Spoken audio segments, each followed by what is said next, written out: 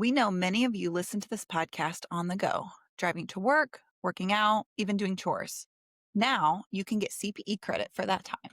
With Earmark, you can earn free NASBA approved CPE for listening to the Inside Public Accounting podcast. After you listen to an episode, take a quiz and your certificate will be ready. Earmark has courses for everyone in your firm, from staff to partners. Get started today at earmark.app or download the free app on the App Store. If you're an accounting firm leader who wants clarity, a smarter strategy, a better way of doing things, and data that actually moves your firm forward, you're in the right place. Today, we are decoding the IPA Practice Management Survey. This is the roadmap behind the rankings, behind the insights, and behind the stories shaping the accounting profession. And welcome back to the Inside Public Accounting podcast, the podcast where we take you behind the metrics, trends, and data shaping the profession. I'm Chelsea Summers, Executive Director of IPA. And I'm Rob Brown, and today we're getting practical because we're walking you through one of the most valuable tools available to firm leaders, the IPA Practice Management Survey. And Chelsea, this is the survey that powers a lot of what IPA publishes, the rankings, the reports, the benchmarks, the IPA 500.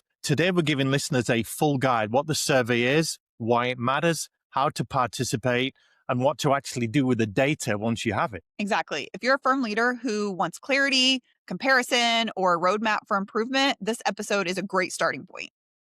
So let's start at the top. What is the IPA Practice Management Survey? Yeah, so the survey is the backbone of IPA's benchmarking platform. It's one of the most comprehensive collections of firm performance data across the profession. We cover financials, operations, talent metrics, partner models, technology investments, compensation, and more. And it's been running for almost 40 years. It's the reason that IPA is trusted for objective long-term insights. And what I love about this, Chelsea, it's a recalibration, it's a benchmarking, it's that look over the garden wall. Because if firms want to understand where they stand and not just where the profession is heading, but a lot more, this is the data source. So let's talk logistics. How does a firm actually participate in this survey? Yeah, so firms who want to participate in the survey will request a survey form from IPA, and they will then receive a secure link to create their account on our reporting platform. They can complete it online or download an Excel template that they can work in. Most firms will typically start by pulling last year's submissions, so they're not starting from scratch. Yeah. And can any size firm participate? Yeah, whether you're a $5 million firm or a top 25 firm generating billions, last year we had over 600 firms submit data to the survey of various sizes. And I think a lot of listeners are going to be surprised by this part because the cost of participating in this is $0. There is no cost to submit your survey. no charge. No charge. Firms will only pay if they choose to purchase benchmarking reports or deeper analysis after participation. Well, let's talk about those reports in a bit. I want to get into the value of this. Why should firms invest the time? Because the survey is quite extensive. It is. And there are 4 big benefits to participating in the survey. Benchmarking clarity.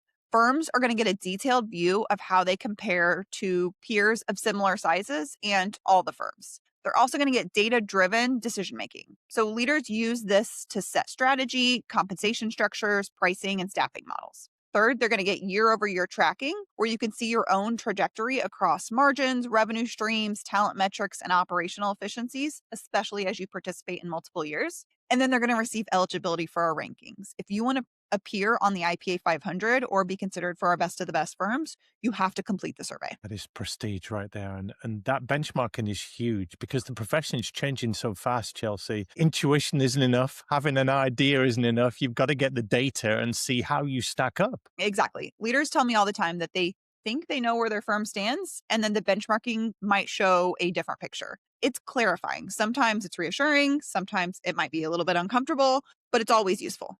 And I guess for the first time, as Chelsea, completing the survey for the first time can feel intimidating, but you've seen thousands of submissions. So give us an inkling on what separates the firms that do this well. Yeah. So a few things that I would suggest to firms who are participating for the first time. Start early. Don't wait until right before the deadline. Deadlines are between May and June. Don't wait till May to start. There's a lot you can do early. Assign an owner. Make sure that there's one point person who's managing the entire process. Also, loop in your finance and HR teams. They often hold some of the data needed to complete the survey.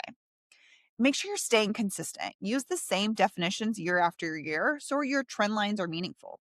And then make sure you review before submitting. Look for any anomalies or missing data. I can't tell you how many times I've received a survey where somebody has clearly mistyped something and I have to go back and ask an uncomfortable question like, did you really make $30 last year? Oh, no, no, no, no, that's not right. That's what I thought. So the firms that treat this as part of their annual planning routine tend to get the most value out of it. I like that. And I can see the benefits then of completing this year on year Sure. because they're treating it as an internal performance review. It's not just a tech box or check box. It's what happens after a firm submits their data that I'm interested in now, though. What happens then? So once a firm completes their survey, my team and I do thorough reviews of the data. We look for those $30 numbers. We look for inconsistencies that from previous year's submissions if they've submitted or anything that just seems unusual based on what we know of the data. Sometimes firms might use internal definitions that differ from the ones in our survey. So part of our job is really standardizing the data set. We want to make sure that every firm is being measured using the same definitions and the same baseline. This is where you do your magic, Chelsea. It's amazing how you crunch those numbers and turn it into meaningful data and narratives. But let's talk about the rankings for a moment. This is where your survey becomes very visible. What role does the survey play in the IPA 500? So the survey is everything. The IPA 500, which ranks the largest firms in the United States based on net revenue, is entirely powered by the data collected in the survey. Without participation in the survey, you can't be included on our rankings. And it's not just the largest firms. You really highlight the best and the up and coming, and there's lots of different ways that you play that out. It's definitely becoming one of the most watched, anticipated benchmarks in the whole accounting profession. Yeah, thanks. The list publishes in August every year and is certainly one of the most anticipated rankings in the accounting profession. And my favorite bit is the best of the best. That's the list that everybody wants to land on because that's the creme de la creme, as we say here in Europe. Yeah, so the best of the best identifies high performing firms across about 50 metrics that are not just revenue. These firms are exceptional in profitability, growth, productivity, partner metrics, operational stability, and the participation inside the survey is how we identify those best of the best firms. And so, if you want some external validation, calibration that your firm is truly top tier or best in class, this is where the recognition comes from. This is official. And once the survey is complete, firms have access to an entire ecosystem of reports, Chelsea, don't they? Walk us through those. Yeah, so three main categories of reports. The IPA Practice Management Report. This is our flagship report that has the rankings, trends, commentary, and deep analysis across the profession. We also have internal operational reports. In addition to the Practice Management Survey, firms have the option to participate in surveys around firm administration, human resources, and information technology. Reports for those surveys are available as well to dig deeper into those metrics. And we also do customized firm reports. So tailored benchmarking that will compare your firm to selected peers and to the broader profession. So these reports in aggregate are used in partner retreats, strategic planning, and in M&A due diligence. Can see it's essential reading in the libraries of the boardrooms of most firms. It's got to be. Chelsea, there's a lot spoken about technology in the accounting profession. To what degree does your IT survey, for example, cover AI, which is such a big disruptor? Yeah, this year we've expanded our question set to really dig into AI because it's becoming such a defining part of firm strategy. We're looking at where firms are in their AI journey, what kind of investments they're making, whether those investments are paying off yet, and what AI training and adoption looks like on the ground inside these firms. We really want a clear picture of not just who has AI tools, but who is actually using them in a meaningful way and how that's starting to change the way those firms are operating. And I'm intrigued by what firms actually do with the data. That's the most important part of today's episode for me. Once they've got this data, do you hear stories? Do you talk to them? What happens next? Yeah, firms invest a lot of time and resources into submitting the survey, so we want to make sure they're getting the most out of Yeah. it once they participate. So here's a couple ways that the firms are using it. Strategic planning. They're identifying their strengths, their weaknesses, and their opportunities based on the data. They're looking at operational goals. They're setting targets for realization, leverage, turnover, margins, or pricing using the data. They're looking at talent strategies. They're understanding their own staffing ratios, pipeline issues, and their compensation competitive. That's a big one. They use it for partner discussions. It's a neutral data source to facilitate some tough conversations. And then board reporting. Many managing partners present the IPA data to their executive committees. The goal isn't really to win the benchmarks, it's to use them as a mirror, a clear, honest, data driven mirror.